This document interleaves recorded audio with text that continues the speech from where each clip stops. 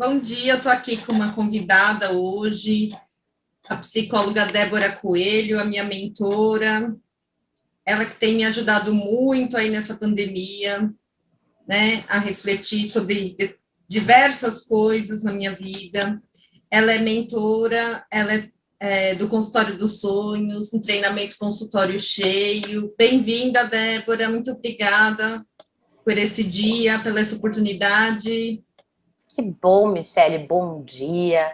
Bom dia quem está nos assistindo e que momento legal esse que a gente pode fazer uma live juntas, né? Que verdade. Legal. Contente. Hoje a gente vai falar um pouco da interpretação dos sonhos, dos pacientes ansiosos, principalmente agora nesse momento de pandemia, que eu acho que é um assunto muito relevante para tudo que a gente tem passado, né? E tudo que a gente tem pego na clínica. Exatamente.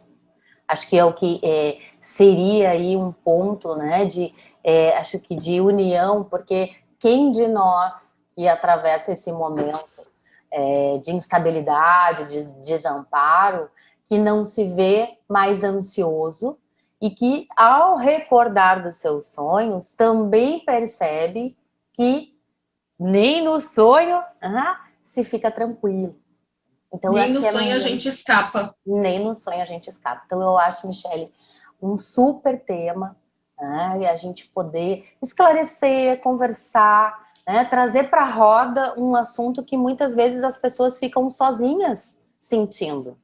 E muitas vezes as pessoas acordam assustadas com o sonho. E se a gente parar para analisar, a gente consegue interpretar a nossa vida através desses sonhos.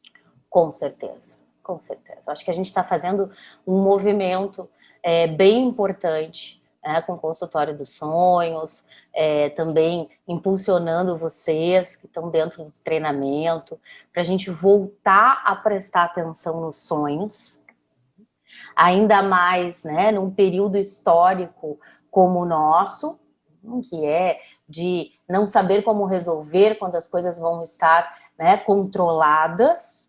Um momento praticamente de guerra, né? Exatamente, exatamente. Então, que ativa, né, não só na nossa biologia, na nossa química, né, mas na nossa transgeracionalidade, todos os medos relacionados à morte, à finitude. Então, nós estamos vivendo uma situação de crise externa e interna. Por isso que a gente vê o número num país como o nosso, que já bate os recordes de ansiosos, né? A gente vê mais pessoas experimentando essa sensação e às vezes, né, desenvolvendo aí quadros de ansiedade generalizada. Crianças também a gente vem observando como a ansiedade ela se espalha por todo o desenvolvimento humano. A gente vai ver crianças, os adolescentes, os adultos, os idosos, né, todos aí nesse caldo, né? Sim, esse momento de convivência dentro de casa tem trazido muito as pessoas a se enxergar por dentro e, às vezes, se enxergar por dentro é muito dolorido. E aí que a gente vê os gatilhos. Perfeito. Né, que é tanto, eu acho que a questão da mudança da rotina, né, e da hiperconvivência, ela vai também fazer com que as pessoas, ou o isolamento mesmo, pessoas que estão mais sós, né, sem ver, né, até sua própria família, né, independente da ponta, se está na hiperconvivência ou se sentindo mais só, as pessoas vão naturalmente ter que se haver consigo, com seus sentimentos. E até por isso, Michele, que a gente vem aí acompanhando com os pesquisadores dos sonhos em diferentes universidades no mundo, que as pessoas estão se recordando mais dos seus sonhos. Porque antes a rotina corrida, você já levanta da cama e esquece, né? Perfeito. Então, olha só que ritmo é esse de vida que a gente desenvolveu, que vai certamente aumentar a nossa ansiedade e vai cortar esse momento que é o momento da gente entrar em contato conosco, né? Da gente poder criar alguma pacificação, alguma associação, alguma informação sobre a nossa vida. E a gente corta e vai produzir, né? E eu quero te fazer uma pergunta agora. Como que você vê o sonho dos teus pacientes nessa pandemia? Olha, muitos sonhos. Tá? Eu vejo sonhos assim, sonhos que são... se eu puder, né, colocar assim, em potinhos, né, os potes dos sonhos, tem sonhos que são mais existenciais, que eu vejo que tem um conflito ali sendo, né, trabalhado na psicoterapia, e o sonho está trazendo muito daquele trabalho da resolução para aquela pessoa. E isso impulsiona muito o tratamento. A pessoa, ela, ao invés de bordear o conflito, né? Dei uma passeadinha, só toquei de leve. A pessoa está mergulhada no conflito. Então, ela vai, ela até deseja saber mais, ela fica encantada com essa possibilidade de enxergar a si mesma através dos sonhos, de perceber que mensagens, que recados tem ali para ela, né, para que ela aprenda sobre quem ela é. Né? Então, eu vejo que esses sonhos existenciais, eles fazem com que os pacientes cresçam mentalmente num tempo mais curto.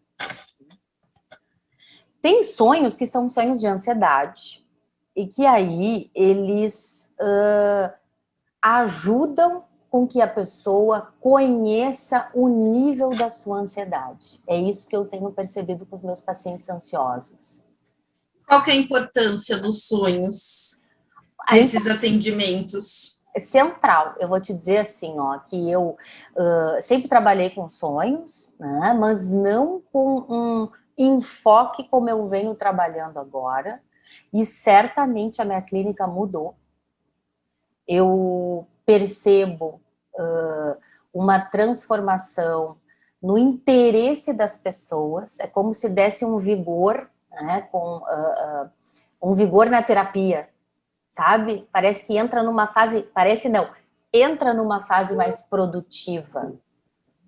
Inclusive quando, isso que a gente fala, né, as pessoas naquele funcionamento automático, né, de a rotina, e já estou atrasada, e tudo que eu tenho que fazer, minhas demandas, as pessoas só vão aumentando a sua ansiedade, né? E o que a gente tem que propor para as mentes ansiosas, ou quando a gente se vê nesse momento, é poder serenar, parar, entrar em contato com essa avalanche que a gente sente, né? Então é isso que a gente faz na psicoterapia através do sonho. A gente tem um material ali, né, interessantíssimo para a pessoa, ao momento que ela conta, a pessoa ansiosa já sabe que o seu sonho é de angústia. Até porque ela acorda assim, né? Exato. Muitas vezes acelerada, angustiada. Exatamente, né? E aí eu acho que entra num tema que é delicado também, né? Porque uma coisa é a gente falar com o paciente da sua ansiedade, do seu temor de morte, das mortes simbólicas, quando a gente não está num período crítico, né, social, pandêmico e tal. O outro é quando isso é a realidade. Uhum.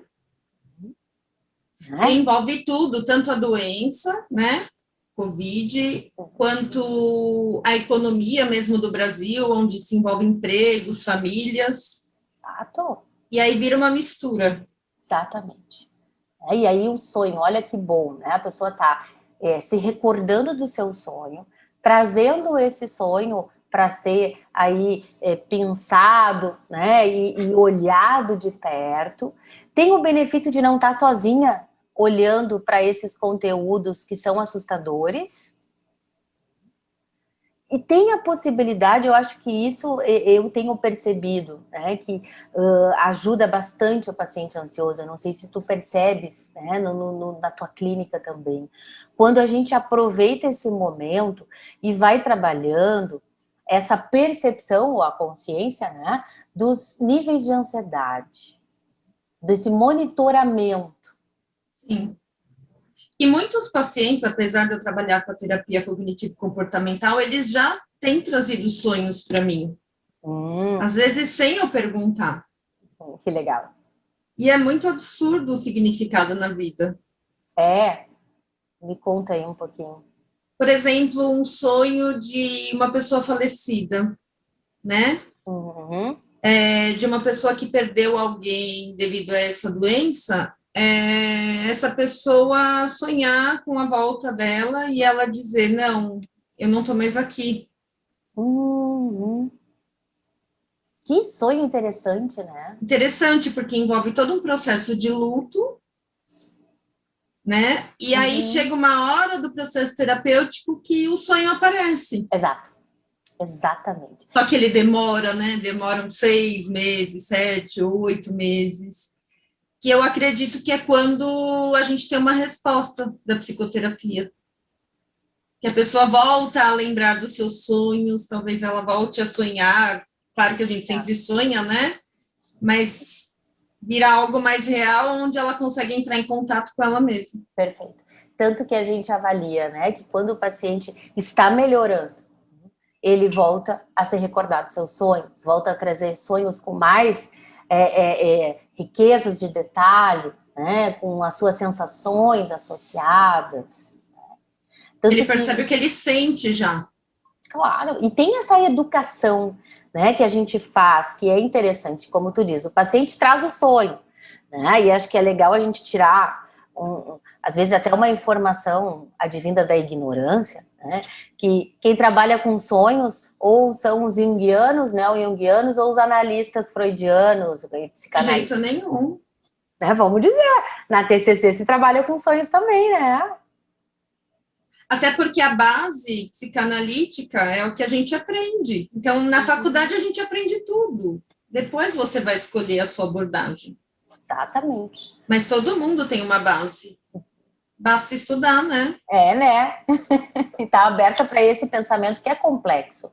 Que a gente vai precisar também de uma ferramenta, né? De uma outra caixinha teórica e que naquele momento vai fazer sentido. Por exemplo, trabalhar com angústia, com ansiedade, sem ter uma ferramenta mais real, mais concreta para ajudar um paciente que está em crise, né? Está numa situação aguda, tem como, eu vou ter que trabalhar com aquilo que é o real, vamos respirar. Agora a gente vai fazer uma parte só de respiração, para que tu possas voltar à vida.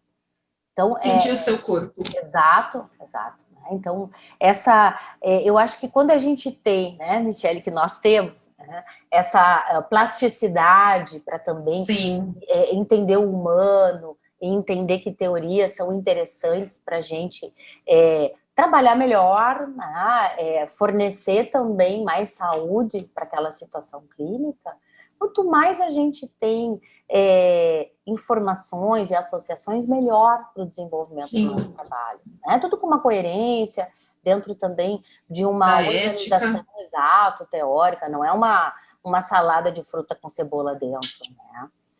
E sobre, tu sabes que eu tenho lido bastante sobre as pesquisas que têm sido feitas, né, tanto nos Estados Unidos, legal, na Austrália, aqui no Brasil, sobre os sonhos, né, universidades, então coletando sonhos, as pessoas também muito dispostas a compartilhar, acho que nesse sentido de estarem mais em casa, né, com uma rotina diferente de trabalho, acessando os seus sonhos e querendo compartilhar.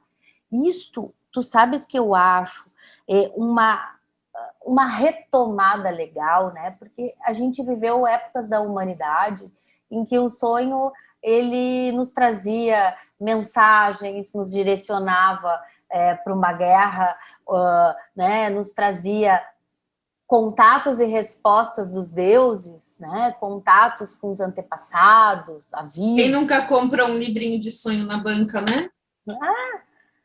E todo mesmo o uso, né, que a gente tinha em compartilhar o sonho, em contar, em ficar pensando naquele sonho o dia inteiro.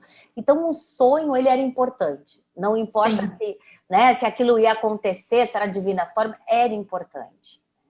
E a gente soterrou a nossa vida mental. A gente não tem mais tempo para devanear, ficar viajando na vida, jogado no sofá. Agora, com a pandemia, é um momento estranho, né, gente? Mas a gente desaprendeu a ter o contato, né, com a nossa mente. A gente desaprendeu a parar. Aham. Hoje você conversa com o ser humano, ele não tem tempo. E, na verdade, ele vai cobrindo os problemas dele de falta de tempo.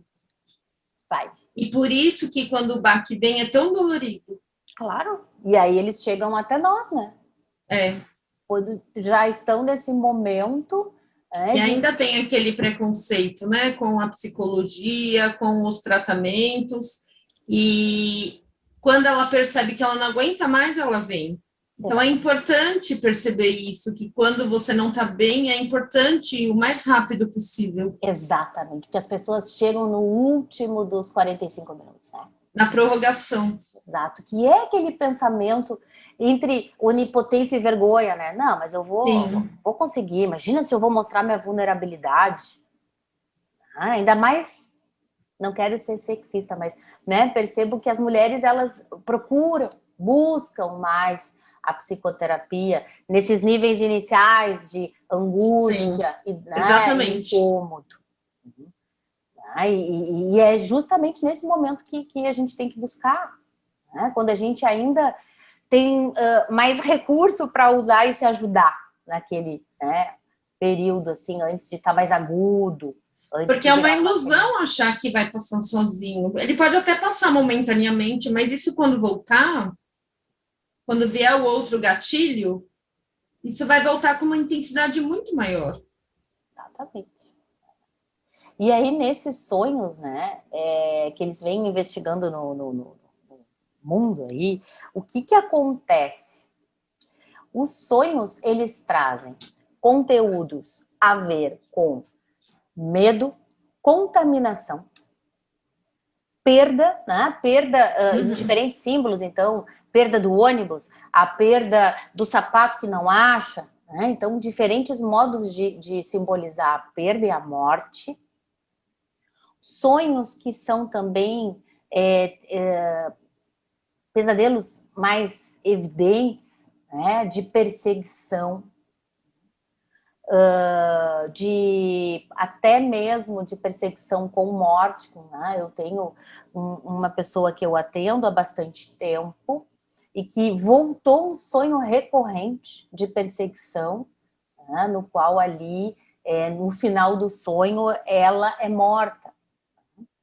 E é bem importante uma pessoa que já tem um pouco de autoconhecimento, já está mais trabalhada, né, que eu vejo com esse paciente, que ele mesmo disse, olha, o meu sonho recorrente, sabe aquele meu sonho que eu tive, né? Foi uma pessoa que, no momento de muita pressão no trabalho, desenvolveu um quadro agudo, tá, de síndrome do pânico.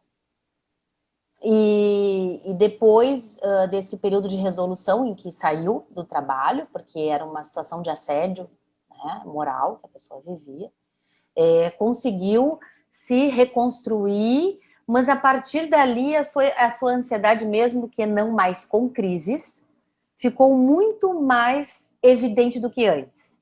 Entende? E aí a pessoa se viu na meia-idade, tendo que reconstruir uma outra identidade profissional, e muito mais ansiosa do que se percebia antes. E aí, neste momento de pandemia, que, claro, só aumentou a sua insegurança econômica, profissional, enfim, voltam esses sonhos.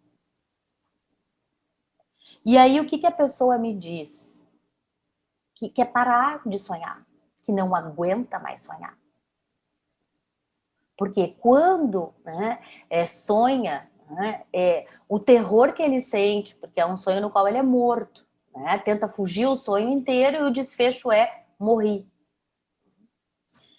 A pessoa acorda num tal estado que ela passa o dia inteiro mal.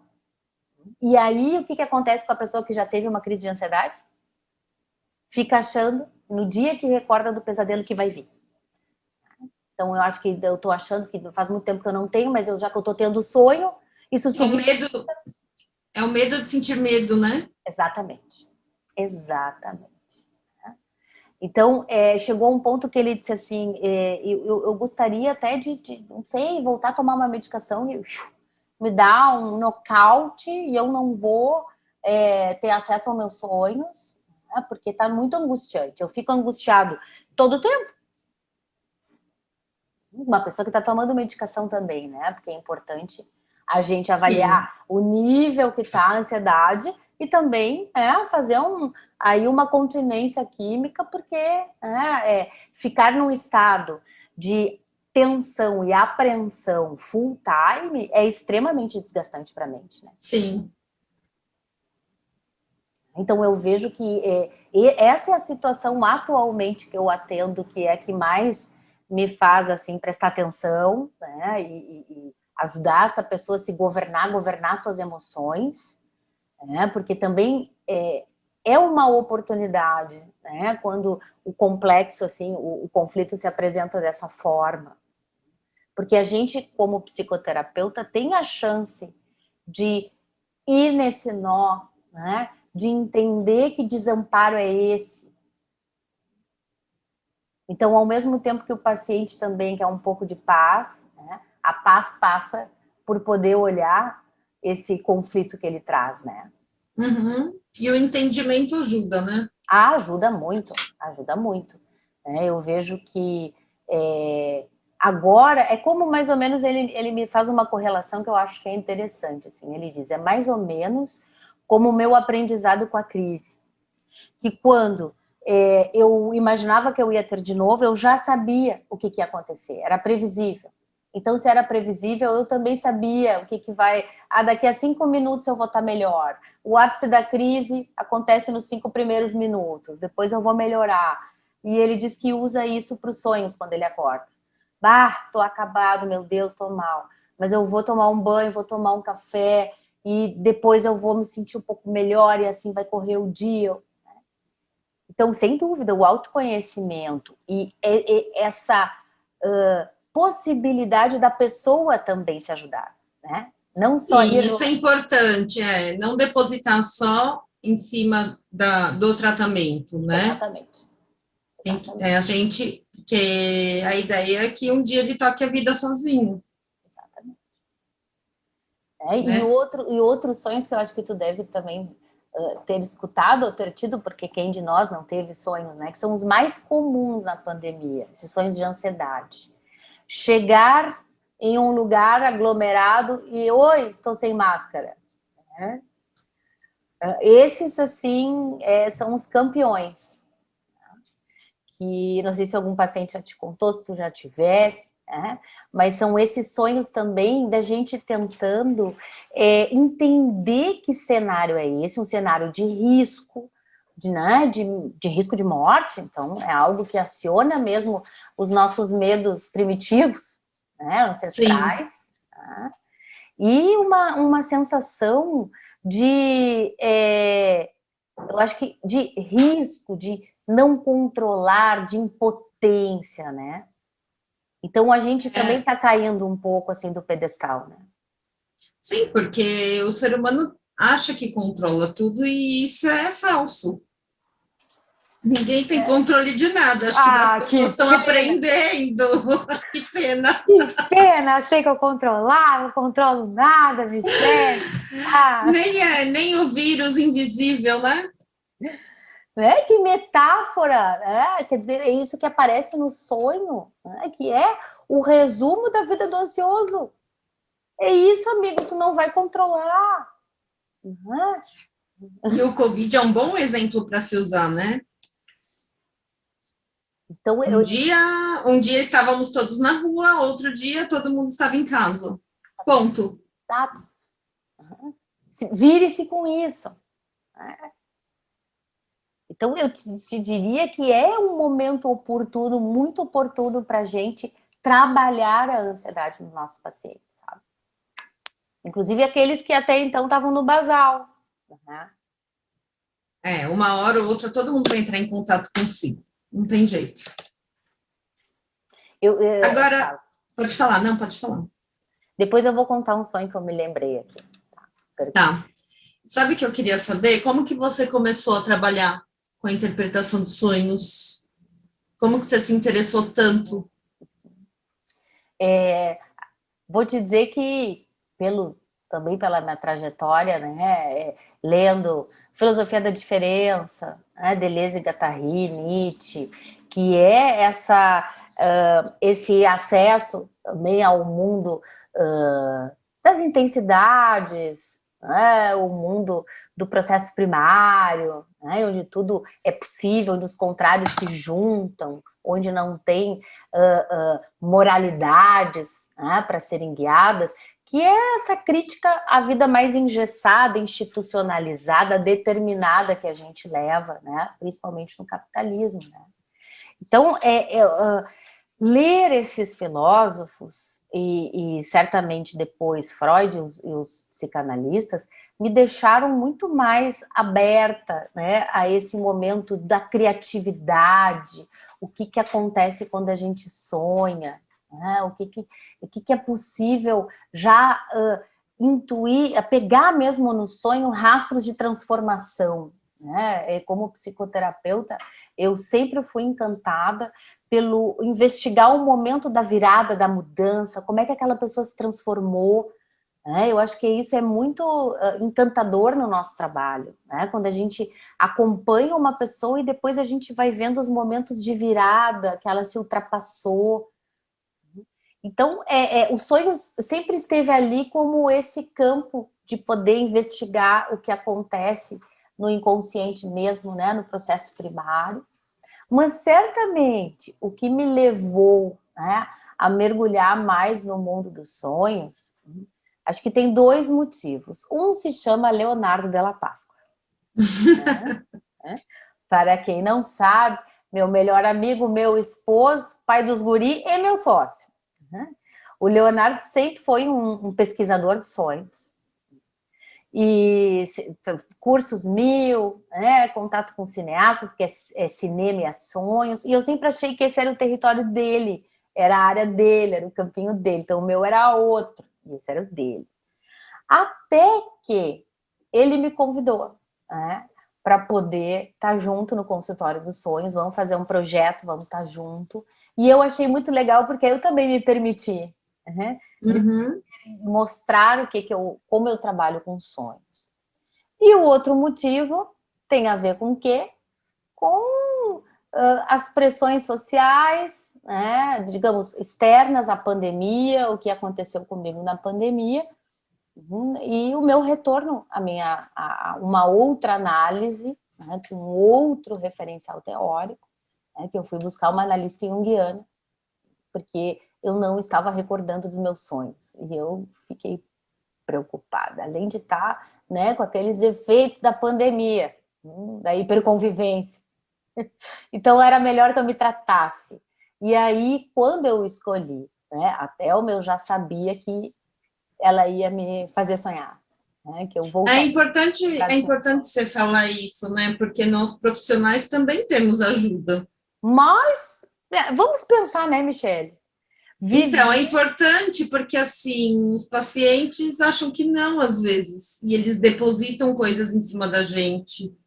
exato. Até esse suposto saber, então é tão perfeita que não, né, não tem Não, não sei vulnerabilidade. se você ouvia isso em meio familiar, mas não, você é psicóloga, você não pode se estressar. É assim, É tão comum, muito, né? Que a gente tem que ser sempre equilibrada, calma, equilibrada. E não, nós somos seres né? humanos. Imagina, a gente contém angústias dos outros, a gente tem que Sim, traduzir sonhos, a gente, além de ter esse trabalho com a nossa mente, né? Nós somos mães, temos um casamento, vivemos no Brasil, estamos pois é, numa pandemia.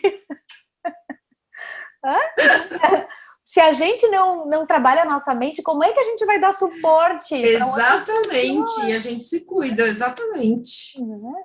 Eu acho assim, ó, né, nesses tempos que a gente está atravessando, que foi também uma conversa que a gente teve, né? Como é importante a gente cuidar da nossa vida mental como psicoterapeutas. Sim. Até porque, né, a gente não está em hospital em linha de frente, mas a gente não deixa de ser uma linha de frente. Exatamente, Um exatamente. pouco mais para trás, mas sim. Exatamente, a gente está lidando, né, com todo Com esse, vidas, né? com vidas, né, com pessoas que estão, como estamos falando, ansiosas, aterrorizadas, em luto, perdidas, Depressivas. depressivas. Então a gente está trabalhando com sentimentos pesados, né, para que eles ganhem digestão, espaço na mente de novo da pessoa, né? E eu acho importantíssimo a gente pensar que todos nós nos beneficiamos dos sonhos e do autoconhecimento, né? E estranho é o psicoterapeuta que não prova do seu próprio veneno, né? Exato, concordo. Como é que trabalha o colega? Colega não dá, né? Então, vamos entrar nos exemplos que você Vamos, falou? vamos. Vou dizer um que também tem essa leitura, né? Tem esse ingrediente mais espiritual, o que vem acontecendo também nos sonhos da pandemia. Tá? Sonhos com, não só com pessoas falecidas, né? Mas sonhos com representações de entidade, sonhos com, né? Dependendo da crença da pessoa, vem a imagem aí que ela precisa para proteção, enfim. Né? Esse sonho não é de proteção, é sonho de angústia. Vamos lá, né? Vou ler. Tive uma sessão espírita em casa. Uma mulher veio, fez e gravou. Era como se ela possuísse a mim, meu pai e minha mãe. Nossos olhos ficavam pretos e depois todos os espíritos iam porta fora. Eu estava com muito medo. Era um ritual e ao final eu estava com dor de cabeça. Ela saiu, deixou as coisas lá e poucos minutos depois voltou com o marido para buscar os equipamentos. Parecia que a gente não tinha muita resposta depois do que aconteceu. A gente não viu o porquê do ritual ou os resultados. Antes dela voltar, tocou a campainha 2 vezes. Uma vez uma menina e a mãe, uma vez uma menina e a mãe. Falamos que era engano.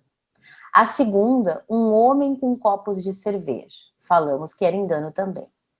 Reclamamos do meu pai abrir a porta para falar que era engano.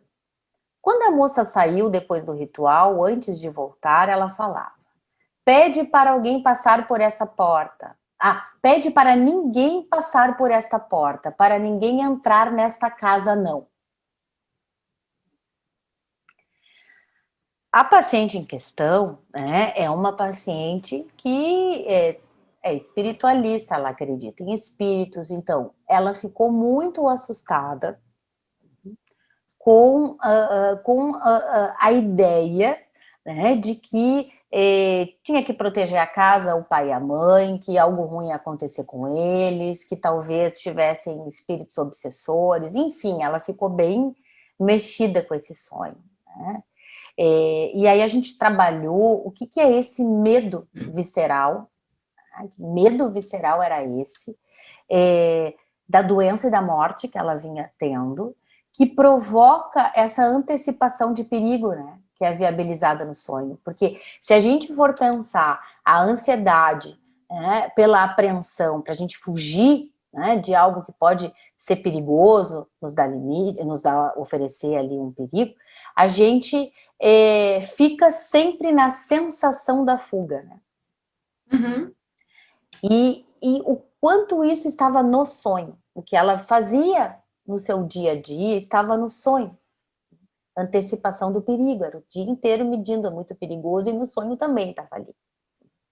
Então, trabalhar com essa paciente o que é próprio da espiritualidade, né, que respeitamos e acolhemos na psicoterapia, mas o que é o medo dela.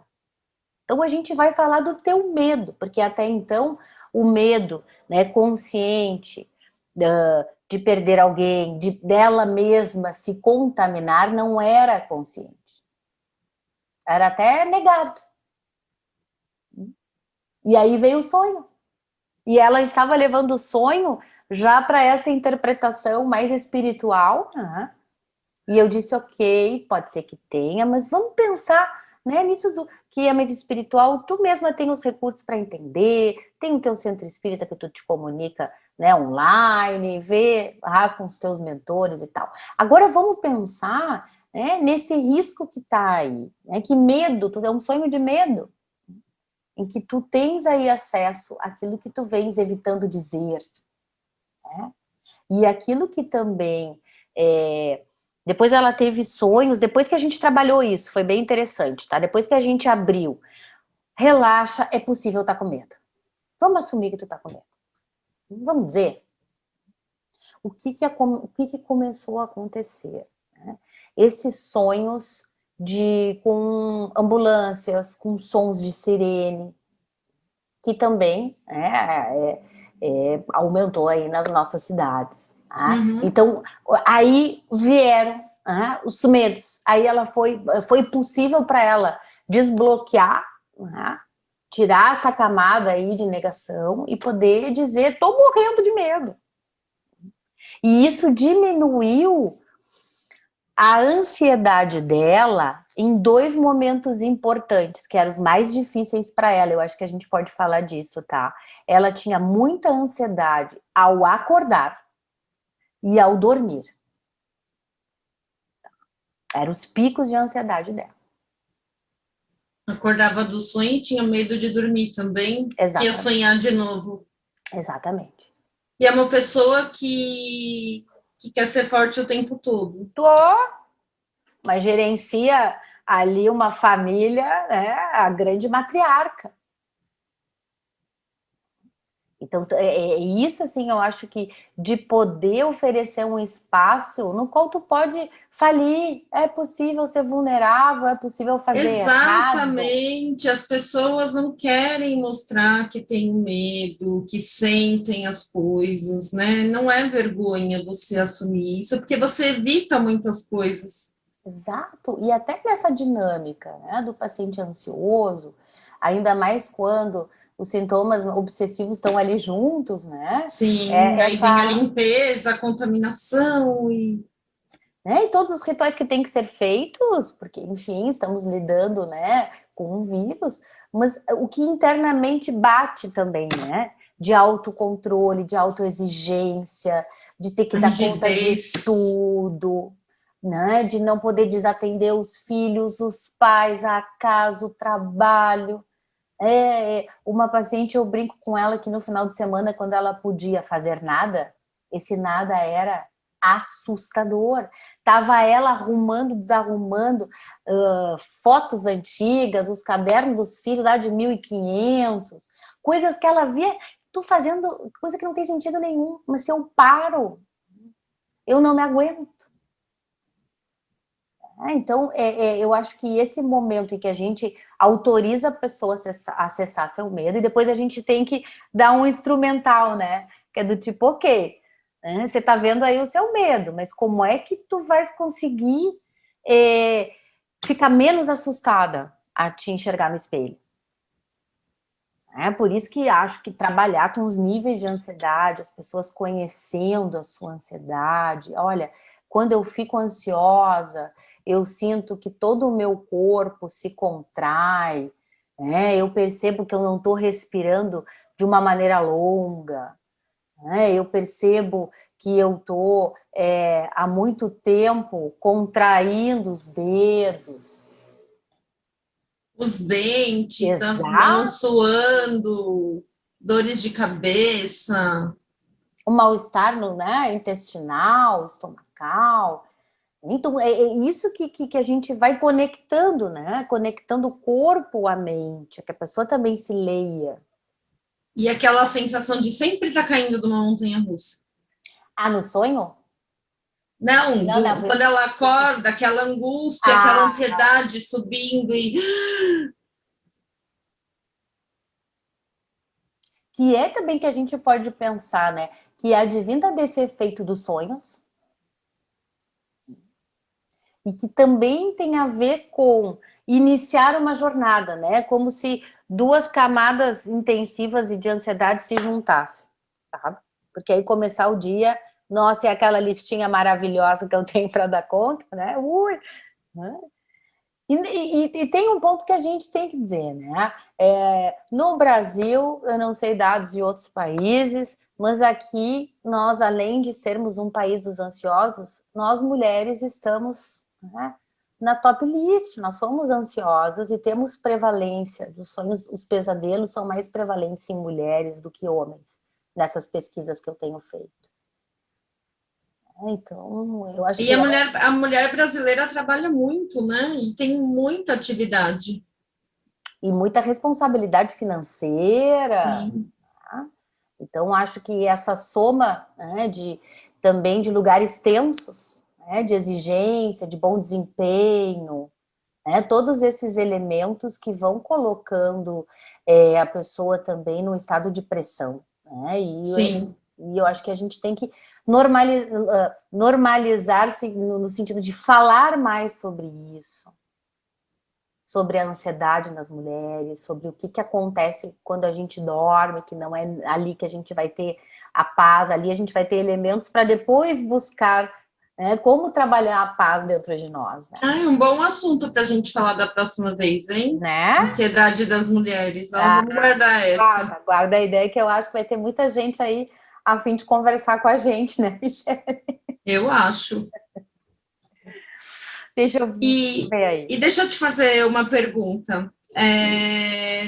Se você acorda angustiada, o paciente acorda angustiado, qualquer pessoa, que dica que você dá para que ela se tranquilize?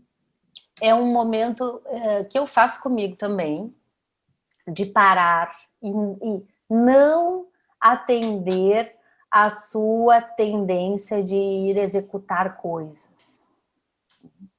Pare e aí se dê atenção. Porque senão o sentimento de angústia, ele só vai galopar. Ele não vai sumir. Concordo. Vou lá resolver a vida, tocar a vida e aí rapidamente vai desaparecer a ansiedade. Não, a ansiedade, ela é um bichinho que se alimenta de si mesmo. Então não dá para deixar o sentimento por si só. A gente tem que trabalhar o sentimento. E aí? Aí eu acredito que entram as nossas táticas, nossas técnicas, né, que a gente passa para os pacientes ansiosos, de como tentar respirar, de como entrar em contato também com pensamentos mais tranquilizadores, de como achar uma imagem que tranquilize, né, que busque. Eu trabalho isso com as minhas pacientes, principalmente as que têm situações agudas, né, são práticas como, por exemplo, o yoga, a mentalização, a meditação, a respiração, que precisam estar na vida prática de um ansioso, de uma ansiosa. A gente precisa ter essa higiene da mente, vamos dizer assim. Sim, concordo com você, como se fosse um ritual até pela manhã para a gente começar. E mesmo que a gente não acorde assim, né, tem que manter uma rotina ali. Exato. De mentalizações, de respiração, né? Eu uso o exemplo do paciente que não consegue respirar com Covid, né? O quanto ele deve ficar angustiado com isso, né? Certamente.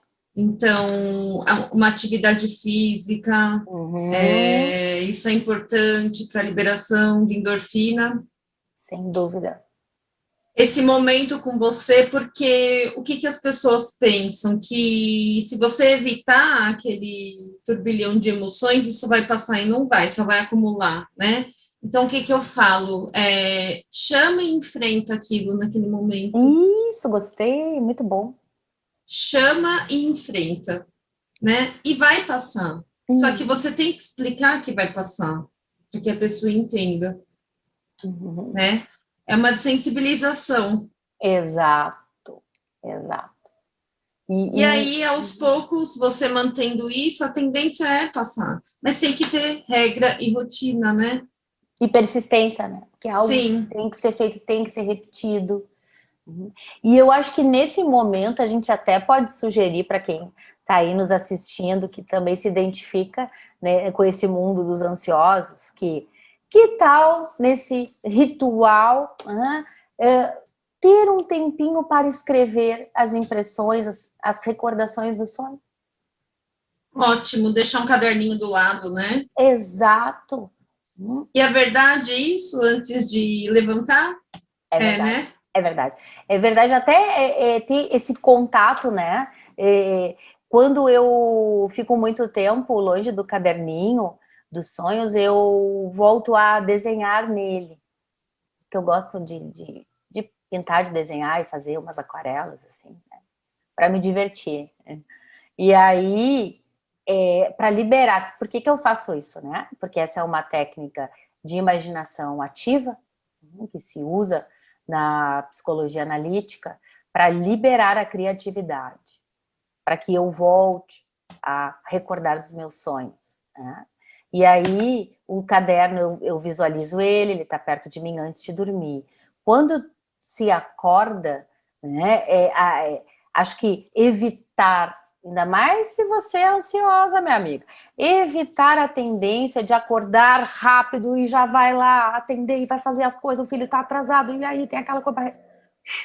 Não, porque aí está, né, o que você já conhece e você não quer mais isso. Então, fique tranquila, fique quieta, não se mexa muito, né? Vai tentando respirar. Se espreguiçar, que é importante. Ah, lembra dos bebês, por que os bebês se espreguiçam? Né? Depois a gente esquece tudo isso. Então, entra em contato com o teu corpo, com a tua mente, conecta, né?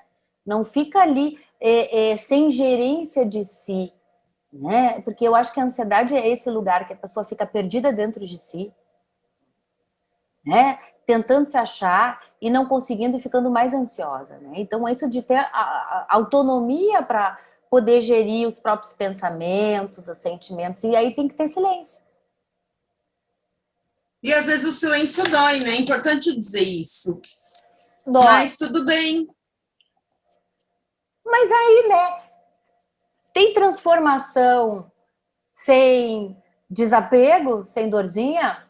Nenhuma. E é legal a gente saber que é uma etapa. Depois isso passa.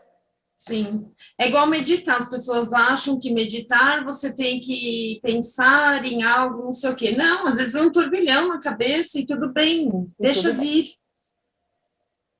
Exato. Por isso que muita gente diz não consigo meditar. É que primeiro tem essa fase, né? Então, aí a a pessoa gente acha que vai chegar na meditar, nossa, iluminação. hoje eu vou ser o zen. Não, não é assim. Não. Muitos anos de treinamento e uma vida no mosteiro, né? Podem levar à iluminação. Mas para gente que está numa vida urbana, né? Que tem estímulos como nunca tivemos na humanidade, né? Que a gente sempre está conectada numa tela. Então a gente tem que identificando que a gente vive num mundo acelerado, que a gente tem muitas informações simultâneas, né? Que a atualidade do mundo ela é desafiadora, ela traz medo. A mídia também, pulverizando e deixando as pessoas mais ansiosas, preocupadas ainda. A gente tem que ter esse tempo para desacelerar, esse tempo para também não ficar tão conectado.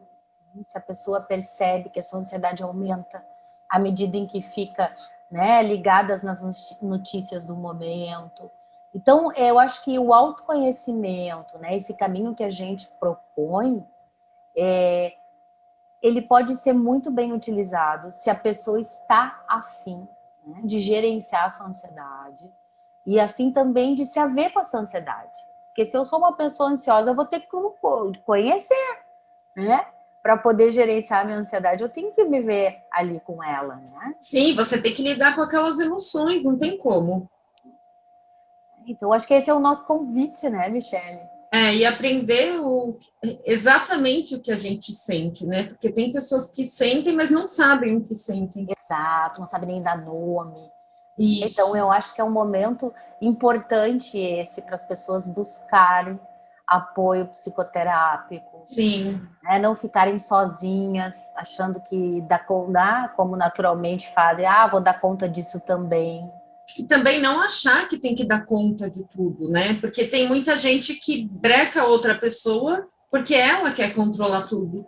Exato. Então, aí, para que tem que carregar o mundo nas costas? Não. Pois é. Vamos pensar aí, né, em aliviar essa carga e poder redirecionar a vida. Isso. Porque medo todo mundo tem e vamos seguir vivendo com medo. É isso aí. Bom, eu ia perguntar das dicas, mas você falou tudo. Perfeito, maravilhoso. Você tem mais alguma coisa a acrescentar? Eu tenho uma pergunta para ti. Ah. A gente está falando aí de ansiedade, esse momento, sonhos dos ansiosos. E também, né, Michele, tem muita gente que não dorme. Verdade. E como é que tu podes aí dar uma orientação para quem está com esse problema, né? Então, a gente percebe vários tipos de insônia, né? Então, aquela pessoa que não consegue pegar no sono, ela demora muito. É a pessoa que fica acordando de uma forma picada à noite, e aquela pessoa, por exemplo, que acorda às 4 da manhã e não dorme mais. E aí, durante o dia, ela tá morrendo de sono, né? Então, a primeira coisa, juntando já com o que você falou, é uma higiene do sono, sem celular, porque tem a produção da melatonina que acontece na madrugada, né? E isso aqui é um veneno para insônia, para ativação da ansiedade, não só com notícias, etc., mas a própria luz. O cérebro pensa, tá dia, vamos lá! Tá dia, vamos embora. Então, abajurzinho, se possível, se não gosta de ficar no escuro, ou um quarto escuro, evitar televisão. A partir do momento que começa já a baixar aquele estado de relaxamento, porque às vezes a pessoa tá até com sono, mas ela não vai dormir na hora. Não, eu quero assistir Netflix. Isso é tão comum. Não, eu tenho que maratonar para outro episódio. Aí pronto, pum, não dorme mais, né? E na hora que vier, deita. Deita e relaxa. Fazer exercício de respiração também para dormir, né? Tentar desligar um pouco a mente, porque o cérebro, a tendência à noite é o relaxamento, né? Na medicina chinesa a gente fala que é a hora do yin, que é o relaxamento. E o yang durante o dia é o movimento, né? Então, entrar nesse estado de relaxamento e participar também das sessões de psicoterapia, caso necessário, que isso vai ajudar bastante no sono e, às vezes, precisa realmente entrar com uma medicação, né? Porque um grande fator da ansiedade é a pessoa não dormir bem.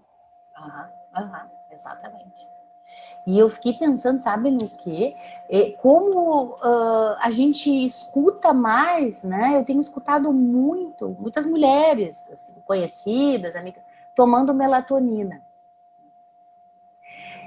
Como a gente está nessa cultura, né? Não, ao invés de mudar o meu comportamento, eu vou tomar um remedinho. Sempre tem um remedinho antes, exatamente. Que difícil, né, Michele? Como é que eu vou ficar sem Netflix, sem dar um rolê no feed? Porque as pessoas, é impressionante. E tem uma necessidade realmente de fazer isso, de saber o que está acontecendo, né? E isso ativa muito os gatilhos, né? E aí eu vou ver lá, nossa, curtiram a minha foto de não sei quem, não curtiram a minha, a gente vê muito isso, né? Sim, os adolescentes, os mais prejudicados, né, por essa escala de valor que se criou com as redes sociais.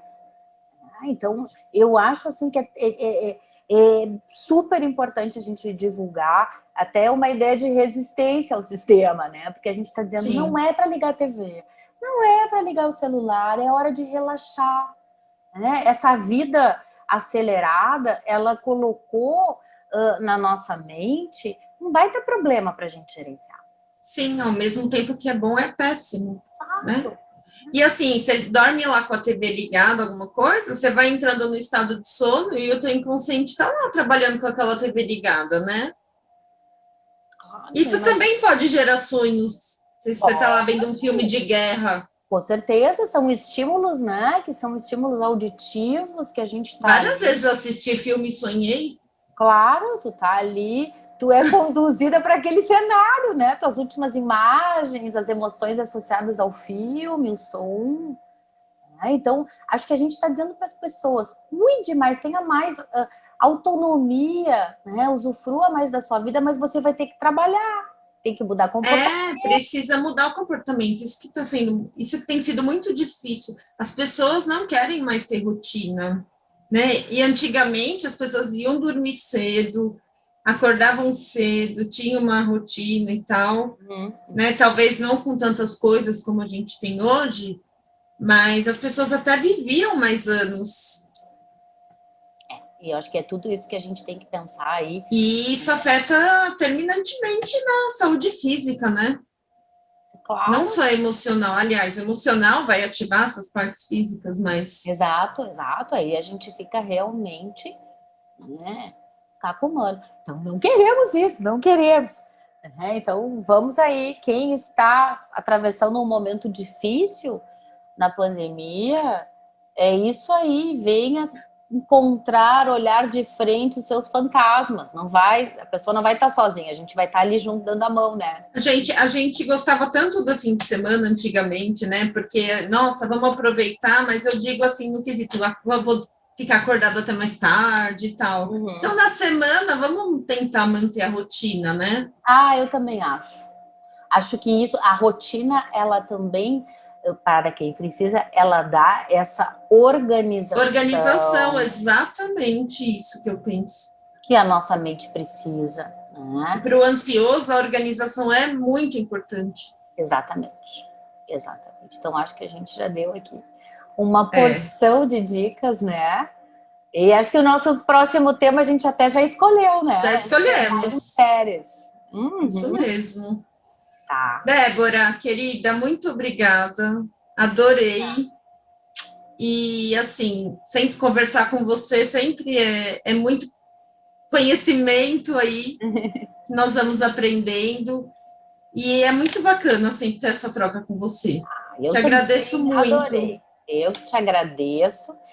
Foi ótima a nossa conversa e foi tão boa que a gente vai continuar. Vamos continuar. Vamos chamar o pessoal. Isso aí. Então, tá bom? Beijo. Muito obrigada. Um beijo. Tchau. Até a próxima. Tchau. Tchau.